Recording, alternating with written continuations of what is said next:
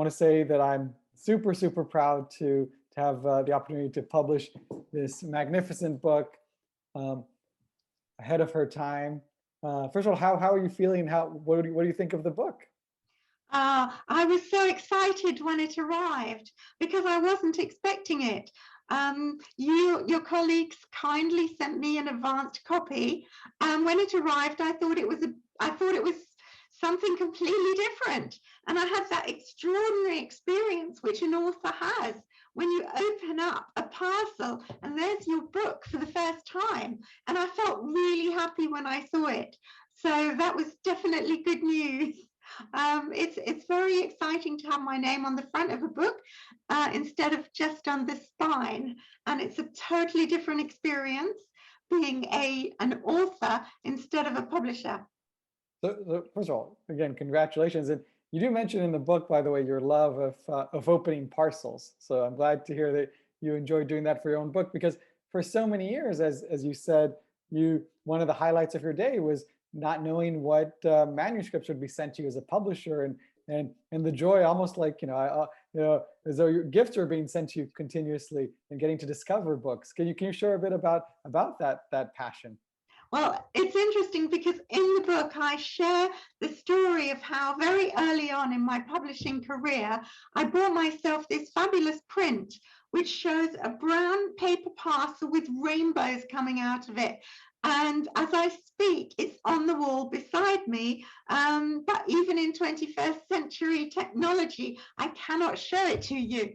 But I have to say, the thrill of opening a parcel with a book in it, any book from anybody about anything, has never left me.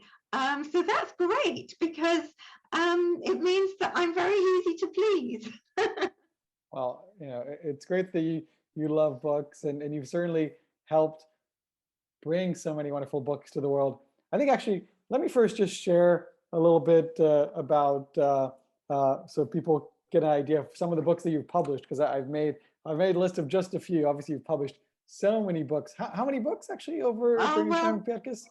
We published during my time at Piatkus more than 3,000, and that's a lot of books, because every book is something special that you think about individually.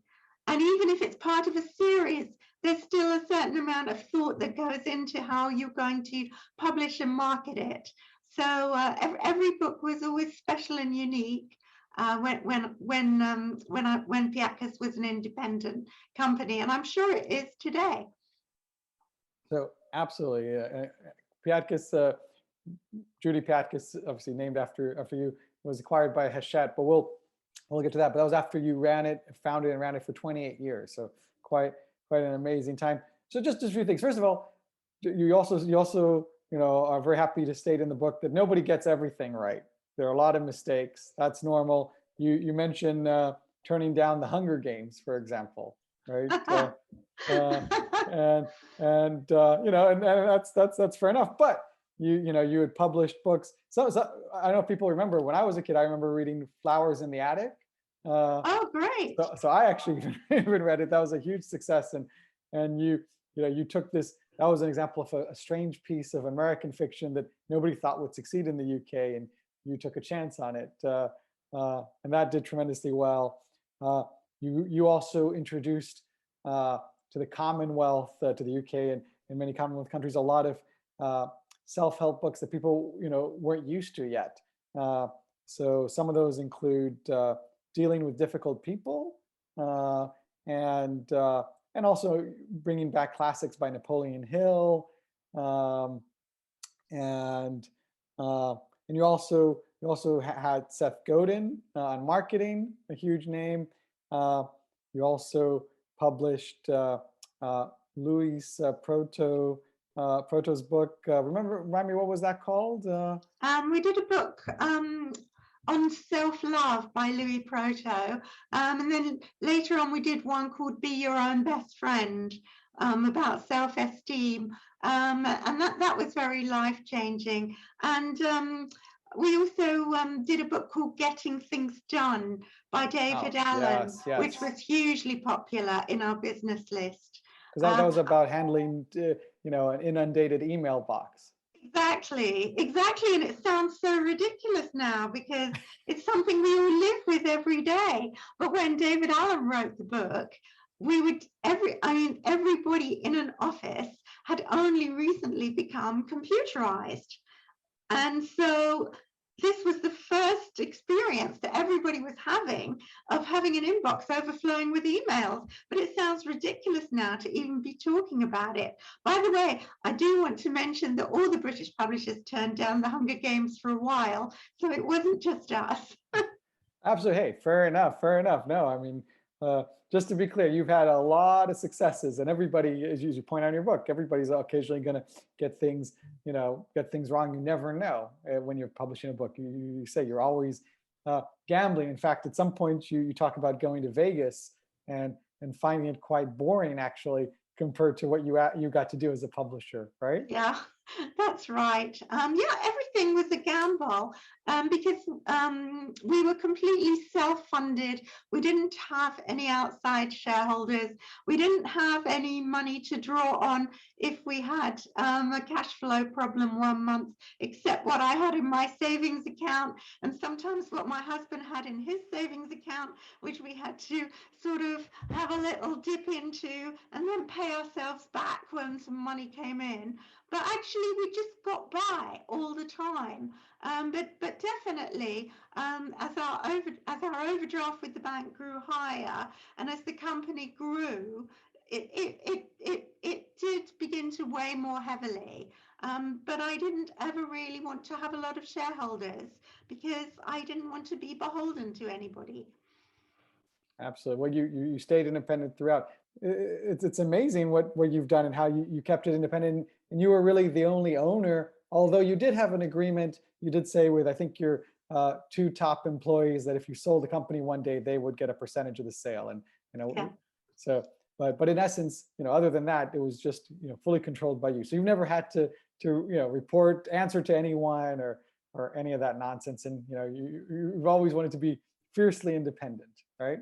That is so right. Yeah. Well, I think my colleagues felt that actually, I think the people working in the company, many of them felt that they had ownership in the company because although they didn't technically have shares, we always made it very clear to everybody that how well we did depended on everybody's efforts, and that if somebody wasn't really acting in the best interest of the company, it was going to affect all of us.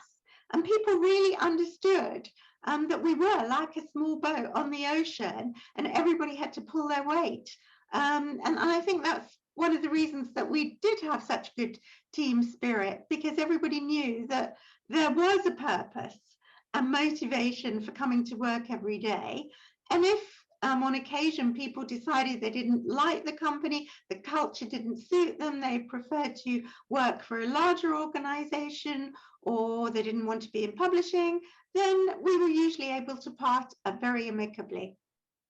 Yeah, which is great. I mean, you do talk about, it's inevitable there will be some office politics, but that you were determined to minimize that, and the way you did it was through honesty, transparency, fairness, in order to to avoid as much of that, and how important it was for you to enjoy coming to work every day, and that you realized the only way to do that was if everybody else was enjoying their work, right? Yeah, I really felt very strongly. Everybody wants to enjoy coming to work. We all have to go to work, and we really don't want to spend our days waking up in the morning and not looking forward to it. So I did, I and all my colleagues, we all did our best to make the office experience something that everybody was going to look forward to, because if you look forward to going to work, you're going to give it your best. But of course, that doesn't mean that every employee who worked at Piatkus felt the same. And obviously, everybody has their own individual experience. And being in business for 28 years, some people might have felt it wasn't right for them. But I think the reason that we had such very strong, powerful retention of key staff was because they did all enjoy coming to work and they wanted the people around them to enjoy it. And when people said we're leaving because we're going on to better jobs, we were always really happy for them.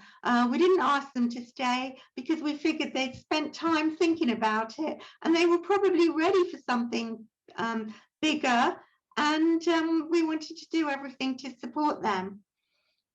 Absolutely. I mean, it's interesting how important it is for how it was for you to really enjoy the environment. And you literally, were working from home the first few years. So the office was your home. You talk about extending, creating space in your home. And so it wasn't until later on when the company was very successful that you bought a property in Soho as an office and expanded that to quite a lot of employees. But it looks like you wanted to maintain that culture of feeling like you're in a place full of love and care, right? Yeah, we did. The office was actually in what's called by estate agents in London, Fitzrovia, which is just on the other side of Oxford Street. But Etan, everybody thought we were in Soho because there's a very famous street in Soho called Great Windmill Street, and it had a nightclub, and everybody knew of it because the nightclub slogan was "We never closed." So people would be coming to visit us, and they'd get in the cab and they'd say, "Oh, take me to Windmill Street," and the cab would automatically take them to Soho. So then we were always getting calls from people saying, "I'm running late, the cab's taken me to the wrong route."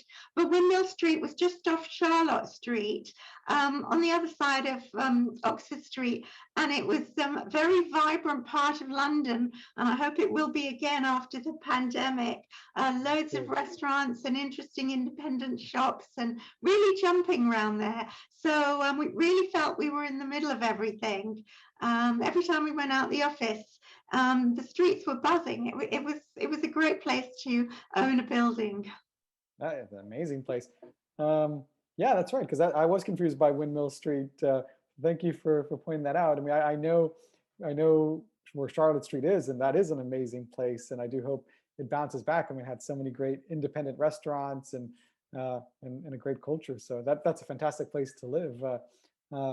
And you mentioned buying the property. I mean, we'll come back because we're free flowing here, which is great. But you bought the property, I think, there in the 80s or something like that. Yeah, we bought the property. So I think it was 1986, because I realized that if I didn't have an asset, there would shortly be coming a point where I wouldn't have anything if I wanted to increase the overdraft. So I always wanted to own a property, and I couldn't see the point of paying rent. I just thought, I'm going to be paying out rent and I'm not going to get anything for it. Now, in the 80s, it was possible and affordable for a small company like ours to buy a building in the West End. And we did manage that. And this was before property prices had gone up. And I think if I had been more interested in property and less interested in publishing, I probably should have used all the money that we ever had spare to buy some more buildings, and then I could have become a property magnate instead of a publisher. But I have to say, I probably wouldn't have been anywhere near as happy. But definitely, that was the key time for buying property if you were lucky enough to be able to afford it. Yeah. So obviously, the publishing company did well, was able to borrow from the bank also by owning a building, and both the value of the building and the publishing company grew over time, which is tremendous. And you do mention later on, okay, well, we're getting into a lot of business things that after you sold the company separately from the building and then sold the building on its own, because anyway, you were too emotionally attached to it and you felt you had to move on. But hold on, but let's talk about purpose, because you talk about you could have been a lot of things for sure, and a property magnet is certainly one of those, I'm sure. You do mention in the book, you say, you talk about as you started to publish more self-help, because you really were a pioneer in the self-help area. You say, I quote, "I realized that my purpose had become more about opening people's minds to new ways of thinking." So that became a big part of your purpose, was opening people's minds. which probably still, I think, part of your purpose today, I assume, right? Oh, definitely. And I'm always aware that I'm doing it. But the business community, we didn't talk about purpose in the way that people do now.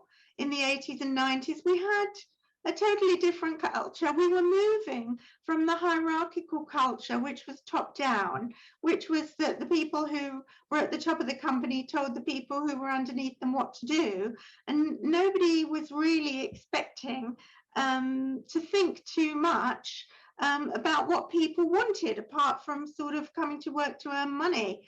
And it was really, I would say, quite a long time before people began to focus on purpose in the way that they do now. So because I was reading so many self-help books, purpose began to sort of crop up, probably towards the end of the 1990s. And at first I thought my purpose was to publish books. And then as I read more self-help and more spiritual books, it became obvious that my purpose was bigger than that the books we were publishing were the ones we particularly loved in the non-fiction area were expanding people's minds. And so that was actually quite interesting. And there's a wonderful Steve Jobs YouTube. He gives the commencement speech to Stanford when he talks about how he came to join the dots about his purpose, and that things he was doing earlier in his life didn't make sense until later on. And I've always found that very interesting and inspiring. And I would like to say to anyone who's fairly young and is listening to this, don't get too hung up on purpose. Just follow your heart, do what you love. And then as you get older, sometimes everything falls into place and you think, oh, that's why I spent 3 terms or 3 years studying in that company. It was because I needed to learn the expertise that now is absolutely core to what I'm doing, to taking my purpose out there. So you don't have to make sense of everything when you're younger. Just wait till you're mid-years and it will fall into place much more. I love that. So actually, we'll need to talk about also some of the hardships that you overcame, because I mean, you started a company as a mother, and also under some challenging circumstances, and were able to start your own business. I mean, it's quite you're a real inspiration in that sense. But I also want to just talk again about purpose for a sec, and you mentioned some of the books that had a big impact. We talked about self-love for a sec earlier, and Louis Proto's book, and you mentioned an exercise there where he would tell people to try and say "I love you" to yourself in the mirror 3 times, and you tried to do it. At first, you would feel embarrassed. It took you quite a while until you were able to feel love for yourself and express it. Can you talk a little bit about that exercise in particular? Yeah. Also, you've got to remember, I'm English. So, if I had perhaps grown up in America where the culture is so different, I might have been able to achieve more self-love at an earlier age, because Americans have always been very independent. Your culture is full of people who have come from different nations, come to make a new life, left everything behind them. And I think one of the reasons that England was one of the last countries on the planet really to embrace self-help was because people in England are very rooted in their land. It goes back many generations. And while we're open and friendly, I think we're open and friendly as a nation, if not so much in London, then definitely as you go further north. We're also not really given to talking about our feelings. And we're not, we've got much better at it. And I can certainly attest to that, having been someone who played a small part in that. But in the 90s, it was really the beginning of it. So I remember once meeting a therapist and chatting with her, and she said, "You probably enjoy therapy." And I said, "Oh, really? I said, what, going to talk about myself for 50 minutes? I said, oh, that's a joke. I mean, I was in my late 30s when that happened, and I was typical of how most people in England would have responded. So as I read more books and recognized how the language in which I spoke to myself was sometimes very critical, and how I could let go of that and be kinder to myself, then it became easier for me to look in the bathroom mirror, which is what's actually recommended in the book, and say, I love you. And that was really, really helpful. And I always feel very sad when I come across people who give themselves a hard time. I mean, I don't give myself a hard time by being unkind to myself. If I get something wrong, I acknowledge it, but I don't call myself names internally. And I think a lot of people really don't like themselves. So it is worth working on self-love. Because if we're not going to love ourselves when we spend most time with ourselves, then we're not going to have a very happy life. We're not going to be very peaceful. So emotional mastery is always worth making the effort for. Well, I love that, and it's true. You say a lot of people don't like themselves. That's obviously a very sad thing. And you did mention, being closed at first, laughing at the notion of therapy. I should mention for those who are listening and watching that Judy later on becomes a therapist. So spoiler alert there. So obviously there's quite a transformation later on. Yeah, not only do you become interested in doing that, to become a therapist, you have to also do therapy for quite a while, right? Know what it's like on both sides. Yeah, I love that. That is just so profound. Wow. And so yeah, there's a lot to unpack, but I also want to mention some more books that you published. You were one of the first, well, you were the first to, I think, to publish a major book on decluttering. You published Karen Kingston's Clear Out Clutter with Feng Shui, which, this is way before Marie Kondo, and that turned out to be the most successful Piatkus book, I think, of all time, I believe, right? That was the most successful book that we originated ourselves. Yeah. Yes, that's different too. That's different. Yes, just to be clear, that's something. Yes, originated, as in you took it, you developed the book, and then you published it to the entire world, sold rights here and there, as opposed to some books where you would acquire rights, books that, let's say, had done well in America, and you were the first to bring that book to the UK and Australia, South Africa and whatnot.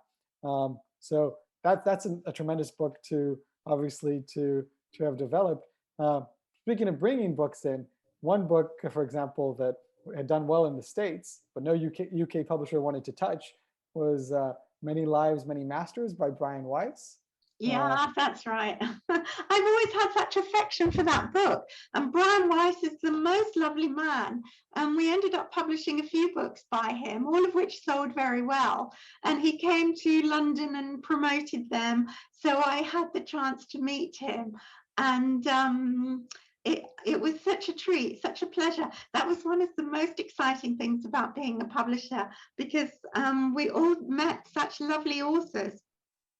And we published non-fiction and fiction. And every year, just before Christmas, we would have a party in the art gallery opposite our office. And we invited all our authors. And they were always so thrilled. And other publishers, when they heard about this, they sometimes said, well, don't you think it's a bit risky having all your authors together?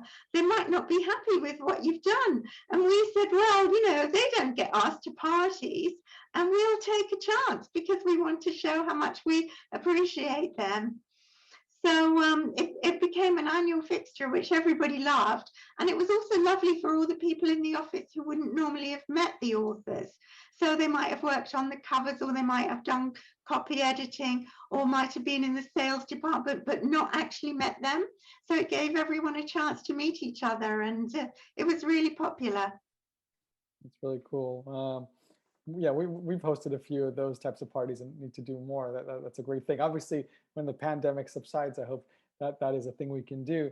You mentioned the authors meeting different parts of the office, because it takes a lot of people to work on a book, right? From editors to marketing to production to, and to design, and and you also mentioned that you were very good at spotting ideas and bringing them over, but you didn't have necessarily the skills to do everything. You had to find a good team, and in particular, you talk about how you're not a visual person, and so covers. When it comes to covers, you much prefer to trust your marketing, your sales, your design people on that. Is that right? Well, I don't know if you have this in your office, but cover meetings can get very heated. And it's because, like everything in life that's visual, like a painting, two people can look at a painting and one person loves it and another person wouldn't look at it for more than 10 seconds. And everybody's got different ideas. So cover meetings were about finding the cover that was going to appeal not just to a member of the public, because for a large part of the history of the company, we didn't have any online opportunities. Online didn't exist. Amazon wasn't out there yet. So you'd go into a bookshop, and it was really about finding the cover that would appeal in the first instance to the buyer in the bookshop or in the bookshop chain, or the supermarket, so they would order it. So you were trying to please different people and everybody in the office and the author. And the biggest challenge is when you think you've got everything right and you're so excited and you send the cover to the author, and of course they've got a different opinion yet again, and their heart sinks when they open the envelope. So it's really one of the biggest challenges of publishing is getting the cover right. And well, we got it right for the most part, but it was a lot of hard work, especially if you did several books in a series or several books by the same author. You wanted them to relate to one another. You don't have, this isn't quite so important now with Amazon, but at the time, if you could get a sort of a brand identity for an author, then the shops could do a lot with the displays. So as you did more books, you were more challenged. We were more challenged, I should say. Well, there's a lot to think about, and as you say, you want certain books to go well together, and certain books also that you might publish that are similar to also be differentiated, and it's also, you're trying to please a lot of people because you're not selling directly to the customers. As you say, you first have to get the buyers for the bookshops to like them so that they'll bring them. And that's a strange thing, right? That in a sense that you don't have a direct relationship with consumers usually, except early on in your career, you did sell a lot to libraries, and that was more direct. But usually you would sell to a bookshop, and if they liked it, they would take it. If their customers liked it, it would really be sold. But otherwise, it would come back to you. You could have a situation where bookshops would love a book, take a lot of it, but then the customers don't like it, and then that just comes back, and you lose money. Yeah, exactly. And it is very different now when people go on. I mean, probably 50% of purchases are now made online, so therefore the situation is very different. But it's interesting to remember that, say, 20 years ago, that was not the case. And W.H. Smith had a presence in every high street, nearly every high street of certainly every town. So W.H. Smith had much more space in every shop given towards books. Supermarkets were selling far more books. Boots were selling books at one point. I mean, so you sold your books in a whole range of different places. And the purchase of books online has grown over the last 20 years, but only over that time. So, I mean, when I sold the company in 2007, there were still many more bookshops. There were more bookshop chains, some of which have been taken over and some of which simply couldn't make it through the recession of 2008, 2009. We had Borders, obviously, that disappeared as an example of a chain. But yeah, a lot of change over the years, right? Yeah, there were smaller bookshop chains. There was one called Hammocks. There was one called Ottakers.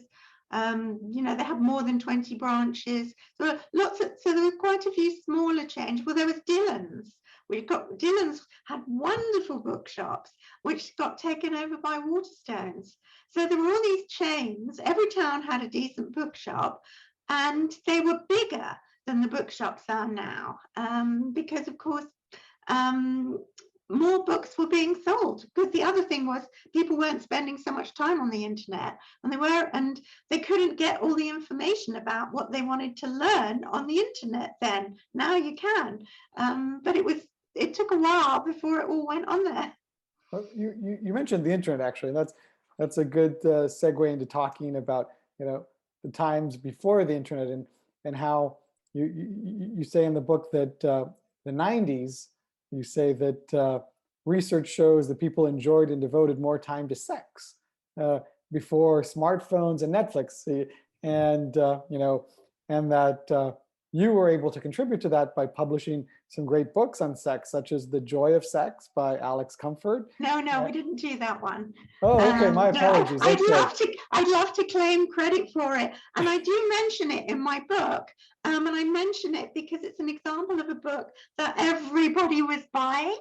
And I suppose for the decade that it came out, it was probably the equivalent to 50 Shades of Grey, except The Joy of Sex would have been bought by men and women. I'm not sure how many men bought 50 Shades of Grey. Not many.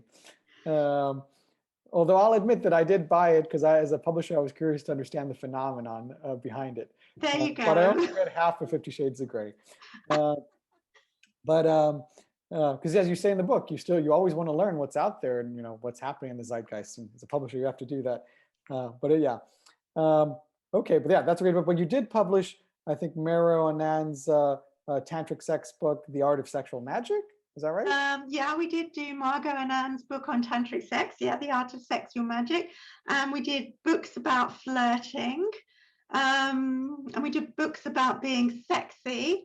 We used to do a couple every year because at that time there were book clubs and they absolutely loved selling books about sex to their many, many thousands of members, because it meant they could all arrive in people's houses in brown envelopes and parcels, and people didn't have the embarrassment of buying them in a bookshop and taking them to the till. But I have read, I'm certainly not an expert on this, but I have read recently in the newspapers that actually people are so busy and spending so much time online, their sexual lives are not as active as they used to be 25, 30 years ago. But I'm not an expert on any of it. You'll have to search online for more information. Sure. But it's interesting. It is interesting. Well, one thing I've heard is that young kids these days are less inclined to take drugs to some extent, just because they're afraid that they'll lose control and do something stupid with their smartphone next to them, and post a video on Instagram that might damage their reputation or things like that. So it definitely, a lot of things have changed, but smartphones have completely transformed, and certainly binge watching. There's a lot of competition for our time these days. But obviously, I still think that books have a place, and I love how you love having a book arrive. That you're an easy person to please, as you said, right? In that sense. But yeah, just to give an idea, the largest first print run that you had was for a novel called Hot Property, and you published 95,000 units of that in the UK. So that gives an idea, of some of the impact that you had, and that was a successful book as well. Yeah. And you also talk about, I believe you published Your Body Speaks Your Mind by Deb Shapiro, and you say that, I think you said that whenever anyone is in your family is ill, it's the first book that you consult. Is that right? It still is. I think that we as society have still got a long way to go in understanding the mind-body connection. And I think it's still very difficult for people who have not grown up thinking in this way, to recognize that when we have physical problems, when different areas of our body are not working in the way that we want them to, that each area relates to our emotions, and that when you explore the emotion that is linked with that area of your body, you can often have an understanding of the problem that's causing it. So, for example, if you've got problems with your knees, there could be all kinds of reasons. This is not necessarily the only reason, but sometimes people have problems. The knees got to be very flexible. Sometimes people have problems with their knees, find that they're, and I'm not talking if you've got it from marathon running or running, because actually that is sometimes something that happens when you run a lot. But if you don't run a lot and you've got problems with your knees, it might be that you need to be a bit more flexible in your thinking. And it's a whole interesting area. There's many books on it. There's a lot on the internet. But certainly when someone has a particular problem in my family, the first thing I'll do is think, well, what's going on with you emotionally? You know, are you in conflict with anybody? What's worrying you? What's making you anxious? And very often the issue does relate to that part of the body. I do recommend anyone interested to explore it.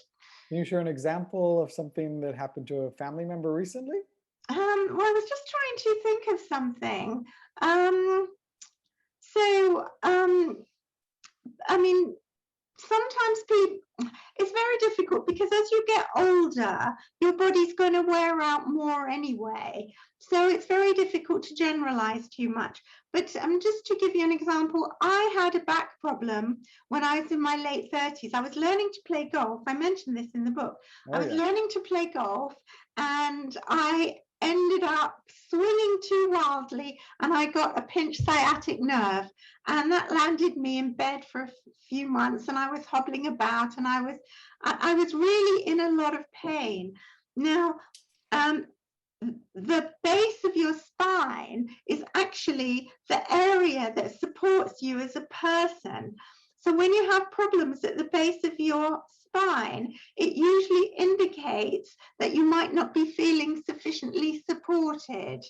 And that's quite interesting, actually. I mean, I lay in bed and I was about to make a big mistake. We in the company had been looking at purchasing a small company that had got into trouble.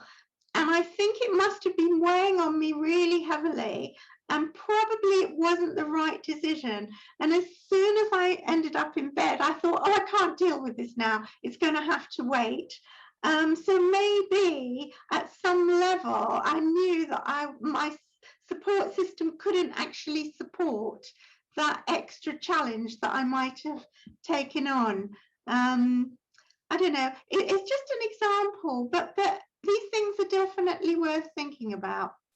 Well, it's very interesting. You do talk about that injury from playing golf, and how you felt excruciating pain for quite a long period, and it taught you to surrender to your body and realize that, you know, things heal at their own pace, and it also opened you up to the world of New Age later on, which you brought into publishing.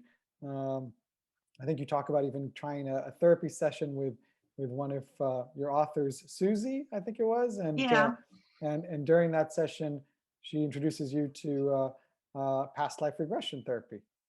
That's right. When I think you recall being an Egyptian princess and a Viking male warrior and things like that. So obviously that set the tone for later books, including, we talked about, you know, Brian Weiss, but also Denise Lin, who is also an advocate of past life regression. So it's amazing how one thing can lead to another, right? Absolutely. I mean, it's just, you know, when you start exploring the journey of the mystical realms that surround us, it is so exciting. And I didn't really begin to, I had no understanding, no knowledge of this mystical world until I was really introduced to it with this unexpected session where I was having past life regression, which I hadn't realized was going to happen. And I was in my early 40s. And after that, I would say my life changed considerably because I began to explore it all. And at the time, as I mentioned in the book, there were very few shelves devoted to books like this in bookshops. But over the next 10 years, that changed completely. And now the language that is often used is very common in many people's vocabulary. And it's exciting. We need to recognize that the world around us is so much more than we can really conceive of. Absolutely.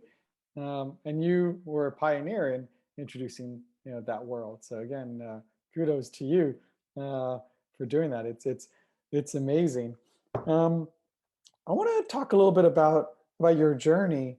And some of the challenges you faced. You married quite young when you were, I believe, a secretary at the time, and your first daughter, Sonia, had quite a debilitating condition. If you can share a little bit about that, but that was a real hardship. And even though you felt a lot of love for her, and always did, it was a tremendously difficult challenge. And then you had two more kids with your first husband. But during that time, you started your own company. But before that, just to be clear, there was a gap.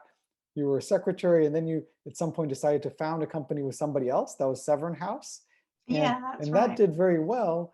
But you didn't enjoy working. There was friction there.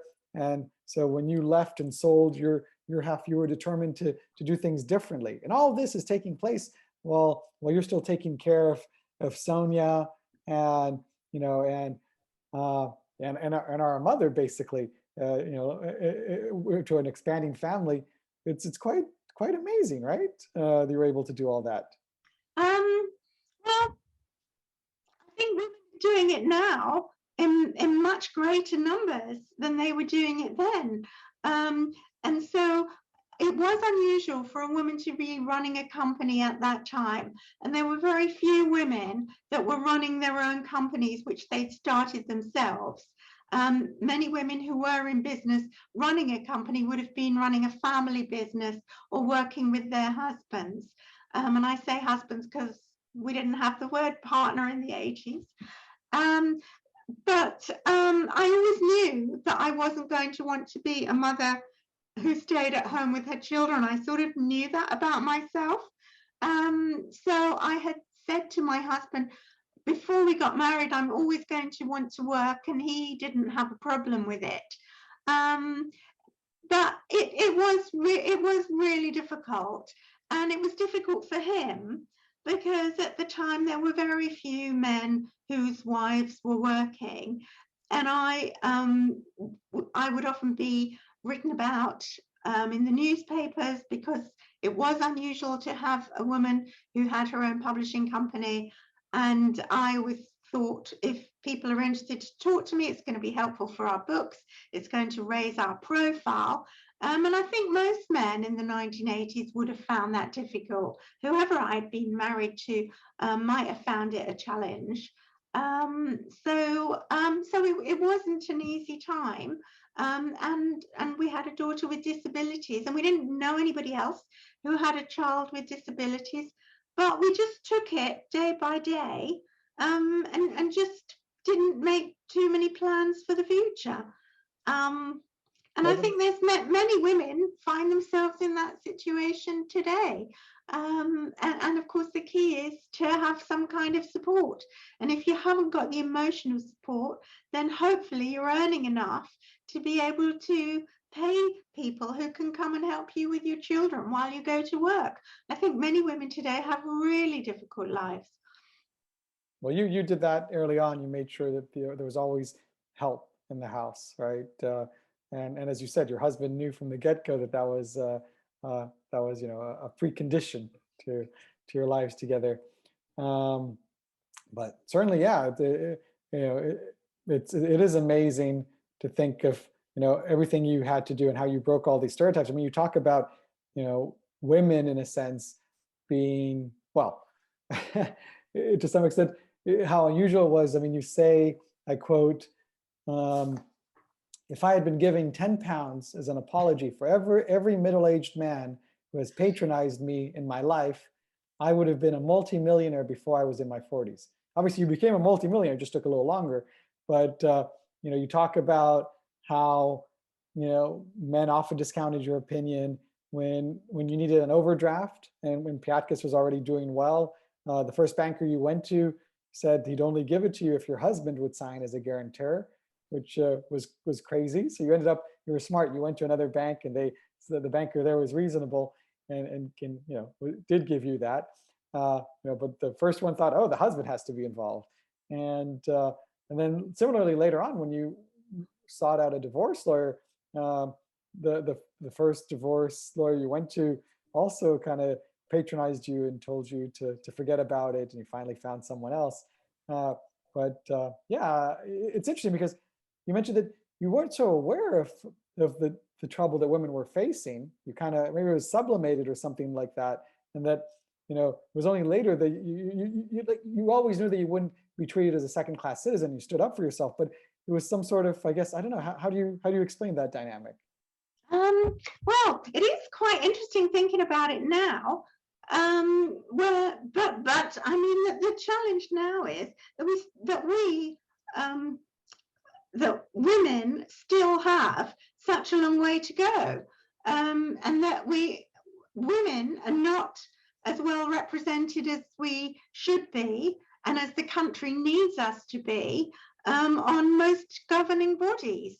It's not so bad in the public sector, but in the private sector, women are still having to deal with being patronized and not being taken as seriously.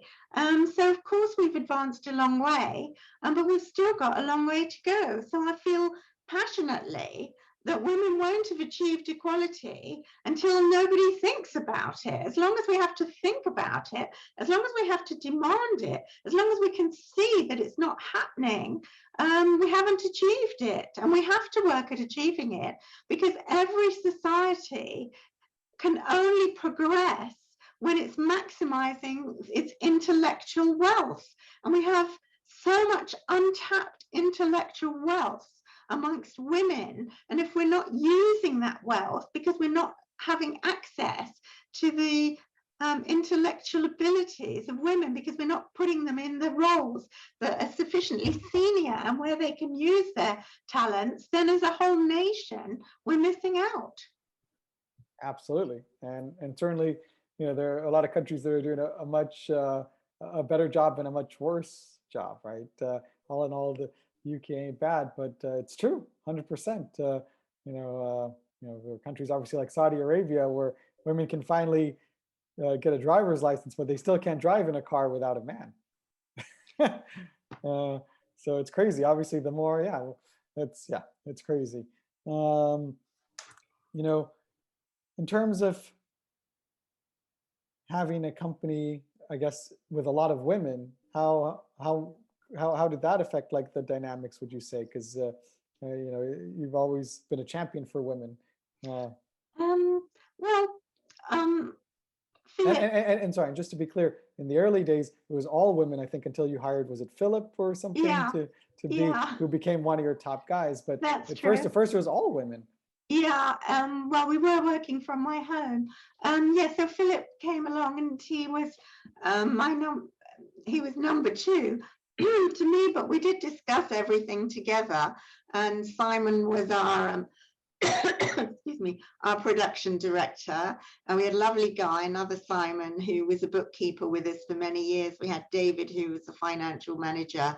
So over the years we did have men in key positions and in more junior roles. I remember we had Sanjay, who was Jill's assistant in the 1980s. We always tried to find the best person for the job. We didn't have a view about whether it's a man or a woman, but the nature of publishing is that a lot of women go into publishing.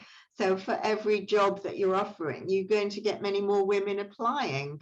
But certainly we had men working in different roles. We had men in the sales department. It varied from year to year. I mean, we always did have more women, but there was always enough male energy to balance it, so it was okay.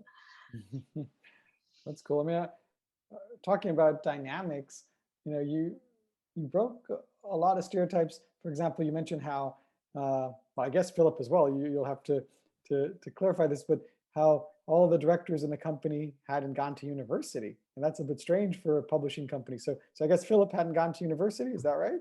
No, Philip hadn't gone, Jill hadn't gone, I hadn't gone.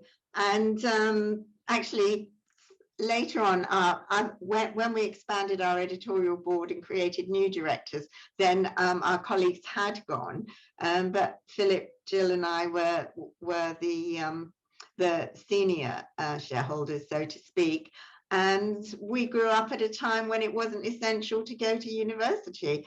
Well, Jill had studied art, and Philip's university was travel. He was out of the UK a long time. And I just went into publishing as a secretary and got on with it. Amazing, absolutely amazing. Another thing that you also insisted upon was never to hire interns to work for free, because you thought that wasn't first. You always wanted to make sure you weren't exploiting people. And that obviously is something that does happen a lot in the industry. A lot of people will hire interns, but you never felt that was right. It wasn't right for us. I don't think I could have had, I mean, we had people come for work experience, but I couldn't have had somebody working up for us for several weeks and not pay them if they were actually doing the kind of work that we would otherwise have expected to pay someone for. But in what I mean, say many years ago, you used to be able, I mean, if you were in the sixth form or if you were at university, you'd be able to get a job doing work experience. And now that has become so difficult because there are so many regulations around it. And it's a real shame because there were opportunities for young people wanting to find out about careers to go and work in companies just for a week or two and get a sense of them. Whereas now there's so much red tape, it's much, much harder to have that chance, which I think is a great shame. I agree. So if people came for work experience, we didn't pay them, but that's not what interns were doing. I mean, they were hired to be kind of publishing apprentices, but I would not have felt, I don't think any of us would have felt right that someone would come to work and do a day's work in our office and not go home with a salary at the end of the week. We couldn't have done that. Yeah, does not fair for a prolonged period of time. And obviously, it also privileges the wealthy because they're the only ones that can afford to actually do that, right? To get into the industry. So yeah, absolutely. I agree with you 100%. It's also interesting talking about purpose and you say that you had a very good system for projecting how successful a book would look before you acquired it, but at least a couple times a year, you'd be happy to acquire a book that you knew wasn't going to make any money, as long as you didn't think it would lose a lot of money, just because you felt passionate about its message. Can you talk about that? Yeah, well, when you're a publisher, when like we were independent publishers, we were answerable to no one.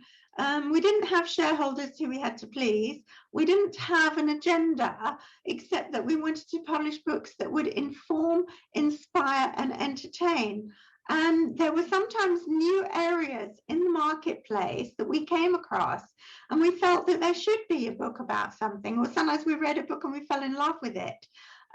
So it wasn't just me, but sometimes Jill, my colleague who was in charge of commissioning, she would sometimes come across something and say, I really think this deserves to be published. I think we should make the effort. And we always took the view, well, what is the point of us having the power to promote an idea if we don't sometimes take a chance? If we don't do what we really care about. And as you say, that was probably when our ability to publish anything we liked would be totally aligned with our purpose. So yeah, and we always had a special soft spot for those books. because we weren't sure if we'd make any money. So we had to think really carefully before allocating everybody's time to work on them if they weren't going to contribute sufficient. But definitely, we did do it on a number of occasions. Well, Expecting Adam is one of those books that turned out to, I guess, surpass your expectation, right? Can you share what that book was about and what happened there? Yes, Expecting Adam was written by Martha Beck, and I read it, and I loved the way Martha Beck writes. She's a very exuberant person in her writing, and I just loved it, and it really appealed to me. And she wrote about how she and her husband were both brought up in Mormon families in America. And when she became pregnant, and then both of them went to Harvard. And when she became pregnant with a child who they discovered was going to be born with Down syndrome, there were a number of people in her life who questioned that she should even be thinking of having the child. And so she wrote this wonderful book, and I loved reading it so much. I loved how she wrote, and I thought, I really want to do this, but I really wasn't sure that we would do very well, because I had previously published a couple of books about parenting disabled children, not the least because of Sonia. And I was always very wary, because I knew if I was very close to a subject, it made it very difficult for me to judge it, as I was so personally involved in it, and that wasn't always the best publishing route for us to take. So sometimes if you're a publisher and you know a lot about a subject, you become an expert and really good about publishing books on that subject. And other times you're just too close to it and you can't stand back and be objective and recognize whether it's the right book for your company. But in the case of Martha Beck, we did all go ahead and publish it, and it became a very successful book, and especially in South Africa. And Martha Beck subsequently became extremely well known in the States, where she became life coach to Oprah Winfrey. So everything worked out brilliantly. She also got invited to go to South Africa. And when she got there, this was because the book was so successful. When she got there, she found it was a real spiritual home for her. And she had wonderful experiences there that she wrote about in subsequent books. Amazing. Absolutely amazing. Well, there you go. Taking a chance. I mean, you mentioned fortune favors the brave, right? The famous quote, and this is an example of that. And that's, yeah, I love how things can connect, and we try and do that as well, by the way, at Watkins. We also occasionally will publish books where we just think the message is very important. So I'm glad to try and follow your amazing tradition there. You mentioned Sonia, and so Expecting Adam to some extent resonated, and earlier we talked about the fact that she has disabilities. You said in the book that one of the reasons you were able to cope with being a mother to Sonia is that you didn't. You say, I quote, "I am not by nature a worrier. I am a problem solver," and that instead of worrying all the time about how's her life going to be, what's she going to be like when she's when she's an adult, you just try to solve problems and give love, basically. And you do talk about that when she moves to live in a special needs village, you felt like you had lost a limb when that happened, even though later on she obviously was very happy there. Yeah, can you maybe share a bit about that? And do you think it's different to be a mother or a father in a situation like that? I don't know. Or probably was in the 80s. Today, hopefully, it wouldn't be as much. I don't think I can speak for fathers of disabled children. I think mothers and fathers come in all shapes and sizes, and some parents will always find it much harder if their child has disabilities. Some children are really, really challenged by their disabilities. And it's interesting because I sort of sometimes think I sometimes think that Sonia was easy compared to some children, whereas other parents would look at Sonia and consider her to be so much more of a challenge. So in a way, I think every parent gets the child that they can manage somehow, get through. So Sonia, who is now 44 and is very happy and continues to live in the wonderful village where she was able to go when she was 9.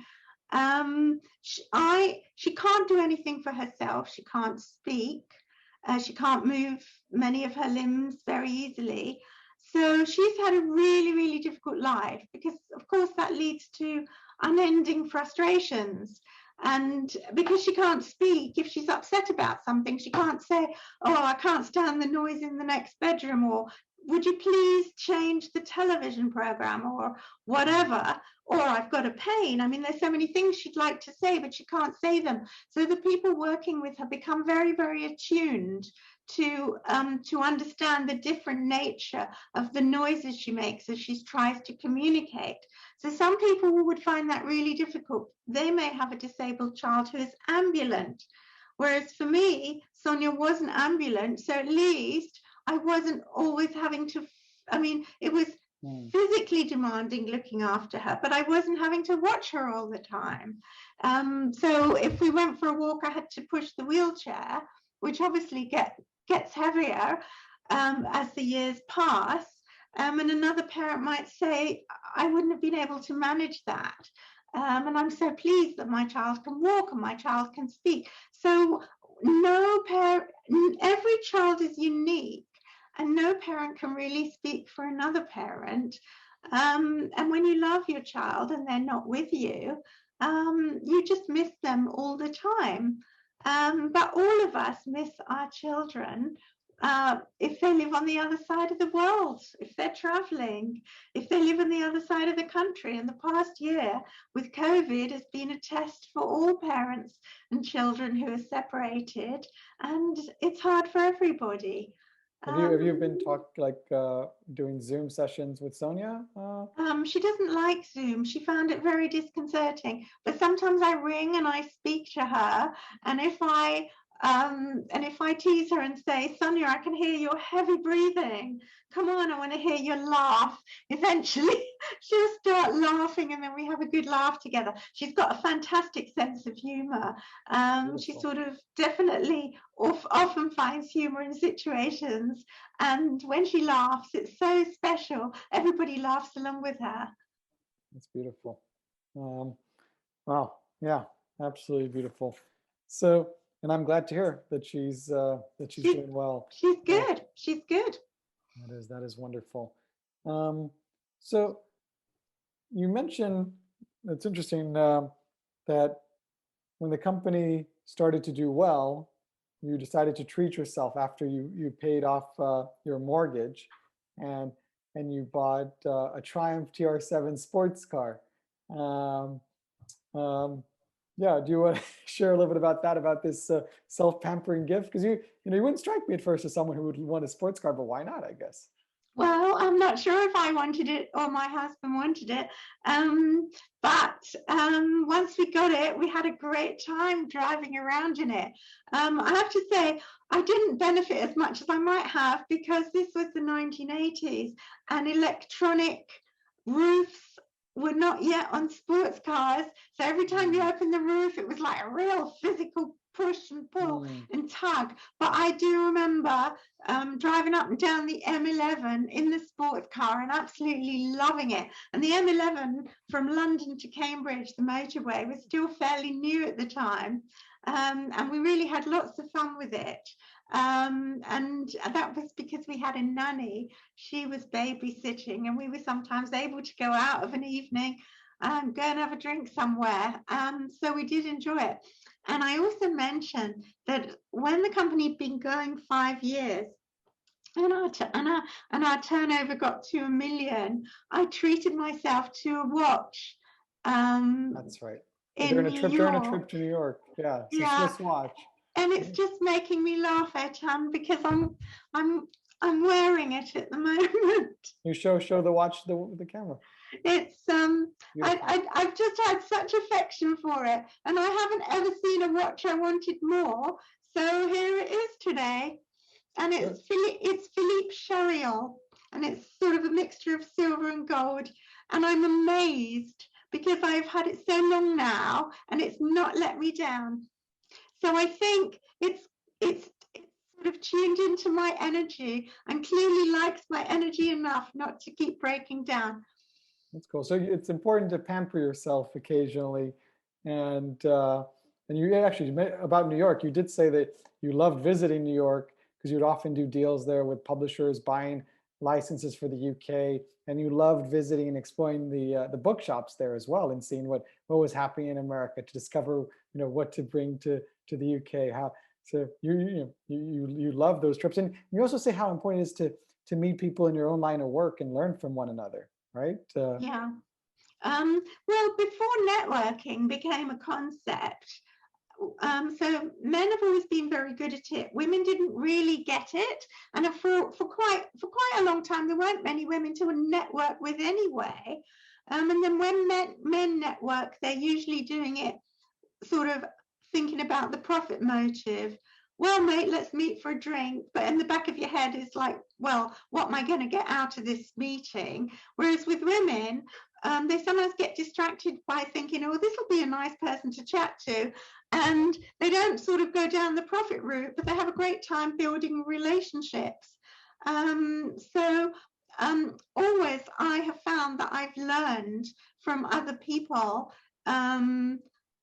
in publishing and in all kinds of different businesses. And the more people I chat with, the more I learn. And sometimes there are ideas that you can apply to your own business. And I think we're going to see that a lot more. Obviously, networking's been difficult because of COVID, but it's always essential. And we are going to see it more as we see converging technologies, which is going to happen a lot now. Because we have to remember technology is still so young. Like we only got computerized in most offices about 20 years ago. And since then, people are developing artificial intelligence and robots and all kinds of different things. And all these technologies are going to converge and make all kinds of new things now. And if you're in any specific industry, you've got to be looking out for how your industry is going to be affected and how you can use the technology to improve your processes. Now you mentioned that there are two significant periods in the company's history where you hired outside consultants to help you, and the first team told you to computerize, which you did. So that obviously played a big part, but you wouldn't have done that without that outside help. And the second team told you how you could build it to a profitable state where you could sell it for the amount that you wanted, which was all about putting together a team of senior leaders and having regular meetings, which you guys would have outside the office in a separate space, and put a goal of having a turnover of 10 million pounds, because you knew that would be the amount you'd be able to sell it for if you got to that level. So it's interesting how you had to tweak things and make changes along the way. So you found, obviously, in both cases, the outside consultants played a big role, right? Well, I think consultants sometimes come in and they tell you the obvious, and it's so obvious that it's the elephant in the room and you haven't actually seen it. And that's the value of consultants. So it's unlikely they're going to tell you anything you don't really know, but you haven't seen it because you're so close to it. And that was what happened to us on each occasion. But the final occasion, we hadn't had a board of directors. We'd always run it so informally and prided ourselves on that. And now it was time for us to have much more of a structure. And so I think we hadn't quite recognized that we could do it. And it was interesting that after we did sell the company, and I rang the consultant to tell them, they were surprised. They were surprised. They did not think that we would necessarily be able to achieve the goals that we set ourselves when we were working with them. But they were thrilled for us. It was lovely. Which is great. But certainly quite often you'd been underestimated. I mean, Also, you mentioned that your banker at the time, when he heard that you sold the company for 10 million pounds, that he was in shock because he didn't realize that he had been your banker for all these years, that the company was worth that much. He had also underestimated its value when giving an overdraft facility, right? Yeah, well, a lot of bankers didn't have publishing companies among their clients, and so what we were talking about was intellectual property, and of course, even intellectual property is fairly new in some ways. So if you were a banker with a client list which didn't include anybody where the value of their company was in the intellectual property, then yes, it definitely was a surprise. But yeah, I've often been underestimated, and I just got used to it. And it's sort of quite helpful sometimes, because people would tell me things that they wouldn't recognize were particularly helpful to me. So it works both ways. Well, yeah, I mean, that obviously is terrific. Let's talk about actually people telling you things. You talk about at some point about deep listening, which you can explain what that is. But before we get into that, you had quite a journey later on. Once Piatkus was doing really well, you wanted to volunteer. You volunteered for the Good Samaritans, for the phone hotline, and later on, well, during that, first of all, you learned how you had to go through a training course, and you learned how to, I guess, create sympathy, empathy. You learn mirroring techniques. What is mirroring? Well, if I say to you, well, it's actually just repeating what you said, with a view to A, confirming that I've understood you, and B, by repeating it, you feeling that I have just heard what you said and feeling comfortable to carry on speaking. So if I say to you, well, as you just said, I learned mirroring techniques. That is perhaps an example of it. Great. So showing people that you're listening, really listening, and people want to be heard. So creating that opportunity, and then from there, you became really interested in therapy. So you went and you started studying as a mature student to be a therapist, and you learned also deep listening. What is it, which you talk about how that helps later on in life also in creating intimacy. But what is deep listening? It's very interesting actually, because when I took a counseling course and I loved it so much, I couldn't give it up. And I went on to study for a diploma in psychodynamic psychotherapy and counseling. And this was before the internet. So when I went home after work, my time was my own. I didn't have emails to answer. And when you become a therapist, your work is about listening, and it's about listening at a much deeper level, by which you have to identify what the client is really saying. And I found that I was using a different part of my brain. So when I was in the office, I was very focused on stuff needing to be done, and that's very left brain. And when you're sitting in a space with one other person and you're just focusing on what they're saying to you, and you're trying to enable a situation where the client feels safe to speak, because they really feel heard by you, because you're really paying attention to the quality of what they're saying, then your listening gets to much deeper levels. And I have to say, I have learned those skills, and I don't practice them now as much as I should.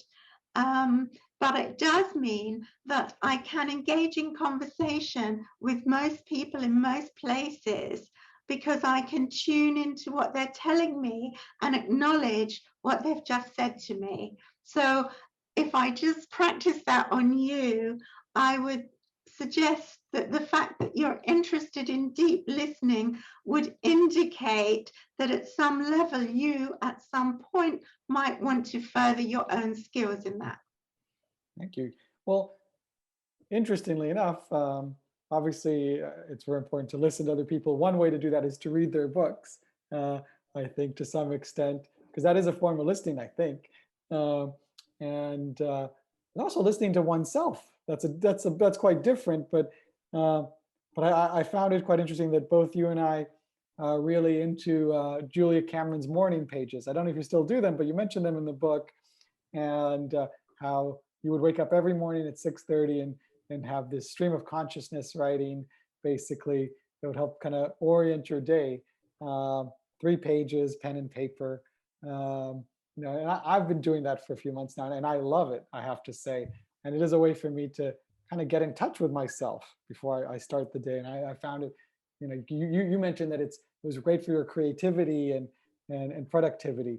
You know, so I mean, that's really cool. You know, I interviewed her recently. She has a new book called The Listening Path, which is all about listening, actually. So yeah, there's listening, you know, is such a big part of life. Do you still do the morning pages, by the way? Sometimes. I don't get up as early as I used to. I go to bed later though. My clock's changed. But definitely it would be a good thing if I did it every day. But I don't. But I do it sometimes, and it's always beneficial. And I actually decided after a while that it was a form of meditation. And for me, it had the same purpose as meditation, in that when most people write the first 2 pages fairly quickly. They're just sort of writing about what's been going on. By the time you get to the 3rd page, you've written what's been happening and what you might need to do. And in order to complete the 3rd page, you've got to go deeper inside yourself. And that's when the creativity comes up, and the feelings that maybe you haven't recognized, and the real deep issue that you haven't been focusing on, but which is lurking at the back of your mind. So for someone who thinks that meditation might not suit them, but is interested to explore what meditation and mindfulness have to offer, morning pages done properly with pen and paper, and 25 minutes, say, first thing in the morning, is a really good way of finding out what's really going on in your head. I love it, I have to say. I really do. And yeah, you know, both the fact that, you know, your ego hasn't fully formed, so you're in touch with yourself, you've just woken up, so you can really dig deep into what you're feeling. And also just, I feel like I've listened to myself and I'm ready to take on the day, as you say. And you're right, the 3rd page, things do change a bit. Yeah, I think it's a tremendous tool. So this is just something recent for me. So oh, carry on enjoying it. I plan to. I hope I will. Well, so far I've been doing it every day for 2 months now, so it's still quite new. I hope we'll see. But it is like a form of meditation. You're right. For me, yeah, it's not that easy to meditate, and I find this much more accessible. Yeah, I did it for 15 years. Wow. Every day? Yeah, I missed it when I didn't do it. So if I didn't do it first thing, I would sometimes do it after breakfast, say on the weekend.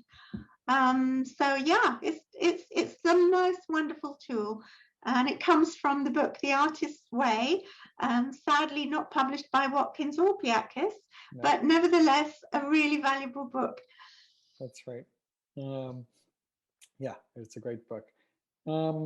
So it's interesting. So you get interested in become into therapy, and after you sell the company, which, because yeah, I guess we could talk on forever, but I probably should try and wrap a few things up. But you don't mention this in the book, but I know now that you also founded later on, a few years later, a thing called Conscious Cafe, where it brings people together.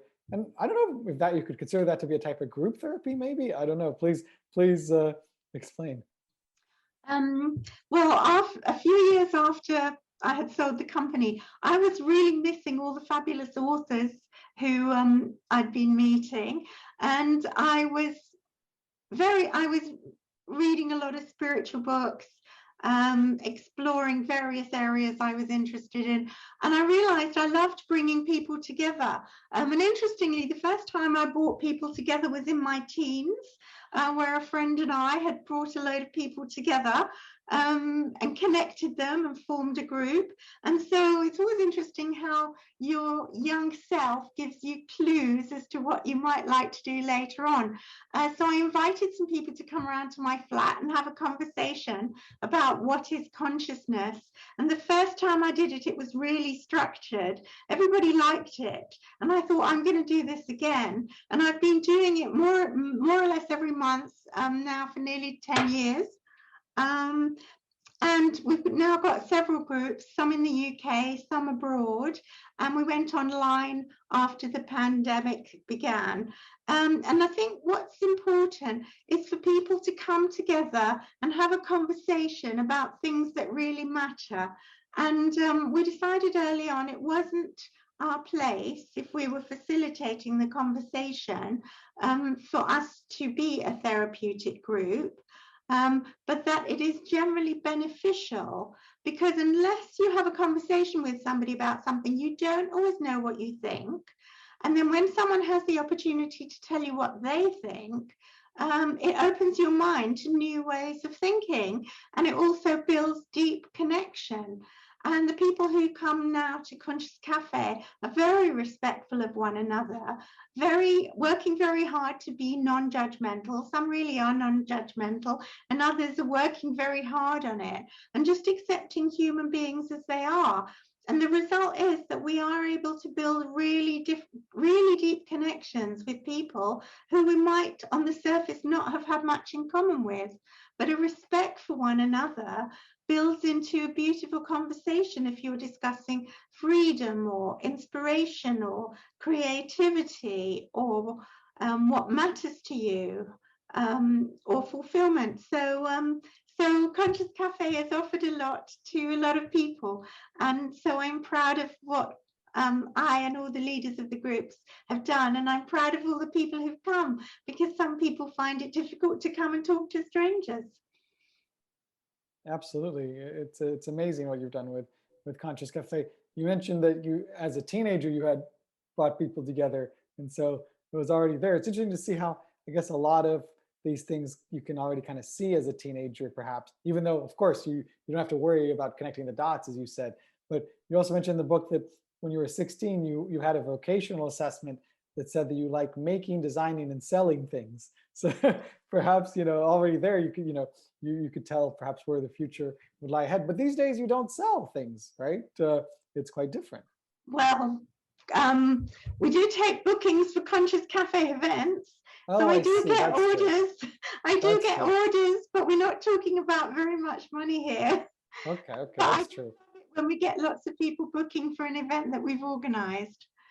And you get to design and make those things. So what does, I guess, it sounds like you're really enjoying what you've done. And by the way, you loved working at Piatkus, but you did mention that after 28 years, you did feel like that, you had enough. It was, that cycle was complete, that you told your staff when you shared the news about the sale that, you devoted every day of your life for 28 years, and, you just didn't have any more juice in the tank, basically.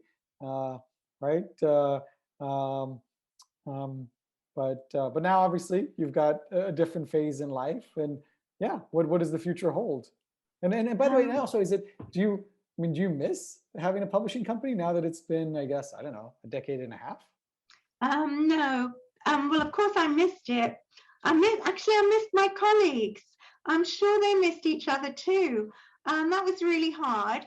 And then I missed having access to all the new ideas, because we used to get them before everybody else, because we'd be getting synopses of books that people wanted us to commission and publish. And those were new forward-thinking ideas about what might happen in society. And I missed the novelists, because I love fiction as well. But because I'd worked so hard, I knew that if I started a business again, I would work that hard again, and I actually didn't want to do it. I didn't want to be that driven. I thought I'd done that, and I thought I'm just going to do things that that appeal to me. And I would get invited to lots of things. I would get invited to do classes, and I'd get invited to go to cocktail parties, and I'd get invited to have meetings with people and tell them how to develop their businesses and what I thought they were doing wrong. They were usually inviting me to say. And then I did a degree because I hadn't done a degree when I was young. So I've just done things that I wanted, but Conscious Cafe has been in the background all the time, and that has been the contribution of myself and my colleagues at Conscious Cafe, who are also running groups. That's our contribution to bring people together and create community for conversation and raising people's awareness. It's amazing. And of course, you also created a book recently. So Yeah. again, congratulations on that. And thank you for allowing us to be a part of that. So again, I want to, it's what an inspiration, what a pioneer, Judy, and filled with so much wisdom. It is amazing to see, yeah, I look forward to seeing what you do in the future. I'm sure you'll keep doing great things with Conscious Cafe, and I'm sure there will be more creative happenings, even though it may not be a company, as you say, where you'd have to, put in all your time and energy. But I'm sure you'll keep creating great things. Thank you, Etan. It's been a real pleasure talking to you. I'm loving working with your colleagues at Watkins, and I can't think of a better independent publisher to be publishing my book than Watkins. So it's a real privilege to be on your list. And I appreciate your asking me so many thoughtful questions just now, and you have elicited information that has not yet appeared anywhere. So you've done really well. Thank you. Thank you. Well, it's talking to you, it brings out great questions. So it's easy. So thank you so much. Thank you.